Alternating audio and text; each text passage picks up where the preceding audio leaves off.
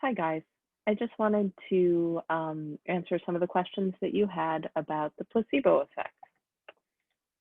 So let's share my screen. All right. So the placebo effect. Here are your questions. The first question was, who discovered the placebo effect? That's an easy one. That was Henry Beecher. During World War II, he was a medic, I believe, a medic or a doctor, and he ran out of morphine, replaced it with saline, and it was effective on about half of the soldiers to reduce or eliminate their pain. What that actually suggests is that the placebo effect works to a certain degree some of the time, but not all of the time. Okay. How effective, accurate, successful were the placebo pills when used regularly from back then? I'm not quite sure what back then refers to, but let's go through those kind of one at a time. The placebo effect only really works on the experience of a symptom, not on the underlying cause of a symptom. So that kind of plays into the next part here in B. It's not going to work on things that they don't know about. So, if the patient has undiagnosed cancer, placebo is not going to have any effect because they don't know that they have cancer. It only works, and I'm going to come back to this, but it only is supposed to work on things that the patient is conscious of. So the reason why there's a little star there is because there is a little bit of recent research that suggests that that's possibly not true, that just the act of doing a treatment, even if you know that it isn't real, can be helpful.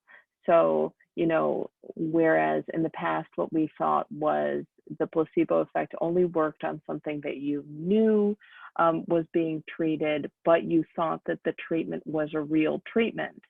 There are some suggestions that it might work even if we know that the treatment isn't real. So we're going to come back to that just a little bit later. So something really important to take note of is that a strong placebo effect doesn't mean that the treatment doesn't work. It means that there's also something strong at work that's helping the placebo be effective. So the example that I've put down here is that if you take a placebo for a headache and your headache gets better, that doesn't mean that Tylenol doesn't work. It doesn't mean that the treatment doesn't work. It just means that the placebo also works. So that there's some mechanism where, your pain can be relieved even without a chemical being added to the situation or a surgery being added to the situation, some sort of actual intervention. All right. So on that note, a placebo effect you can get that not just through pills. It doesn't have to be pills. Anything that's a treatment. So procedures, including fake surgery, devices, canes, oxygen masks that don't deliver oxygen, injections of saline. Saline doesn't have any effect on pain, and many types of mental health therapy, much to the detriment of some therapists, are just essentially placebos, but that doesn't mean that they don't work. It just means that that they're acting in a different way than you would expect them to. Okay, so placebos can be very successful depending on how you define successful. They almost always work to some degree. The question is not about whether placebos work. It's a question of whether placebos are more successful or the treatment is more successful. So like there have been many, many, many drug studies out there in the world that the drug never saw the light of day because it turns out that the placebo was more effective than the treatment. Well, obviously then in that case, the treatment is no good, right? If the placebo effect is stronger than the treatment, then what's the point of the treatment? So if you do a study and the treatment is more effective than the placebo, then you're doing good so far. And just on this note, so when you're talking about placebo and comparing whether it's effective or not effective, often the placebo, when you look at, say, like drug studies, in modern times, the placebo isn't nothing. It's just an older version of whatever they're trying to create a new drug for. There are some ethical questions regarding whether somebody who's in a trial expects to get some sort of treatment out of it. And if they're only getting a placebo and there's a treatment already available on the market, whether that's ethical or not. So there's a video, a required video in the module that talks into this a little bit. So I would go back and take a look at that video. Okay, so placebos, are they still used today? They definitely are still used today because they are part of the kind of gold standard of doing studies to establish efficacy for treatments. A double-blind randomized placebo-based study is the gold standard. It's not always possible because, for example, double blind essentially, what that means is that not only does the patient not know whether they're getting the treatment or not, or whether they're getting the new treatment, right, if that's what's being tested, but also the doctor doesn't know. So like, how that would work would be there's a study nurse, and the study nurse is the one who knows what is the old and the new treatment, and the study nurse gives the vials of the vaccine or something to the doctor, but doesn't tell the doctor which is which, so that when the doctor goes to interact with the patient, they act the same way in both situations. So that's what double blind means. And then randomized, it means that it's the type of study that we're talking about. So the subjects are randomly assigned to the treatment group or the non-treatment group. So whether you get the new being tested medication versus the old medication or no medication, that's what random means. It means that it's just a matter of chance whether you got assigned to which group or the other. So a placebo study, is part of this very, high level determination of whether a medication or a treatment or whatever is effective. So the other part of this question was, should we be more aware of this when it comes to those who have kids? Absolutely. This is a really useful term and concept when it comes to children.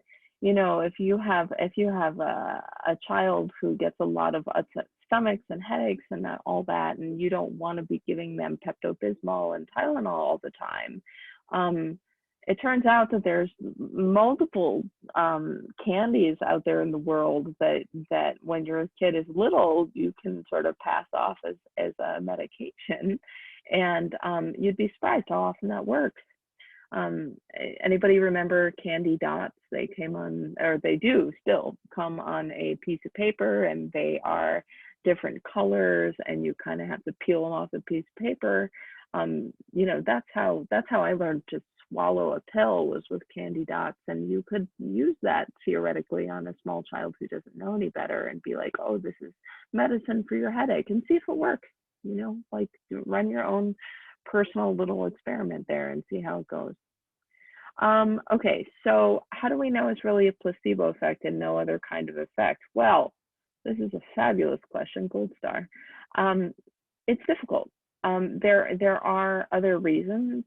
There are situations in which you don't necessarily know exactly what the effect is or where it's coming from. Here are a few of the reasons. I didn't want to overwhelm you with every single last possibility.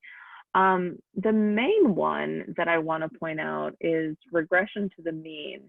And, that has a technical definition to it, but for our purposes, what it means is getting better is a function of time. So, as people go on, they tend to get better regardless of what you do, whether you do nothing or you add a treatment or whatever. So, in this situation, the question would be like, is it the placebo, or is it just time has passed? So that's one possibility. And also, we're really conditioned to believe that, going and getting a treatment will help us feel better.